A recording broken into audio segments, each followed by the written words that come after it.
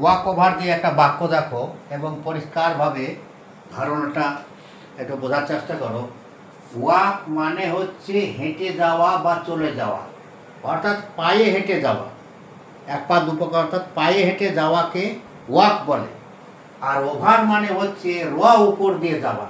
এই র উপর দিয়ে যাওয়া বাক্যের মধ্যে পাবে। এই শব্দের পরিবর্তে র উপর দিয়ে যাওয়া যখন হবে, র উপর দিয়ে এই শব্দগুচ্ছ থাকলে তোমাকে কিন্তু ওভার প্রয়োগ করতে হবে। তাহলে ওয়াক ওভার মানে কি হচ্ছে এইখানে, অর্থাৎ উপর দিয়ে হেঁটে যাওয়া বা উপর দিয়ে পায়ে হেঁটে যাওয়া বোঝায়। আমি অতটা লিখিনি এখনো। এবার অ্যাম ওয়াকিং মানে আই দিয়ে বাক্য করছি বলি, কিন্তু আমি এই মানেটা বের করলাম। এই মানেটা অর্থাৎ র উপর দিয়ে হেঁটে যাচ্ছি বা চলে হেঁটে যাচ্ছি, বা র উপর দিয়ে পায়ে হেঁটে যাচ্ছি। পায়ে হেঁটে যাওয়াকে বলে ওয়াক। তাহলে এখানে ওভার। এবার দেখো I am walking over the bridge. তাহলে কি লিখবো?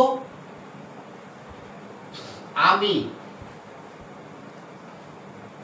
ব্রিজ স্টার, দেখো সহজ, দেখো ইংরেজি ব্রিজ স্টার। ওভার মানে উপর দিয়ে, উপর দিয়ে, দেখো উপর দিয়ে।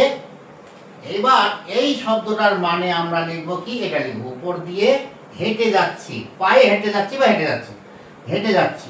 তাহলে কি হলো? হেঁটে যাচ্ছি। এত সহজ ইংরেজি ভাবা যাবে না। তাহলে কি হচ্ছে?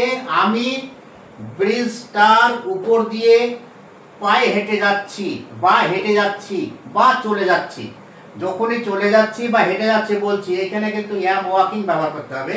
তাহলে আমি, তাহলে কি হলো? এখানে আমি ব্রিজটার উপর দিয়ে চলে যাচ্ছি। এই ক্ষেত্রে দেখো ওভার আছে, তাহলে আমি উপর দিয়ে বলবো আর আমি তার ইংরেজি আমি ওভার লিখবো না, তাহলে ইংরেজি কি করে ঠিক হবে?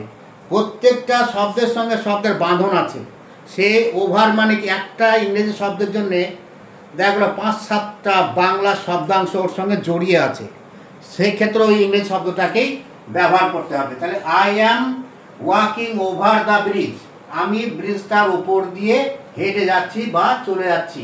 অন্যভাবে প্রকাশ করা যায়, যাই হোক ওভার দিয়ে বোঝো। এবার এই ওভার দিয়ে কতগুলো বাক্য আমি লিখছি, তোমরা বাংলায় প্রকাশ করো।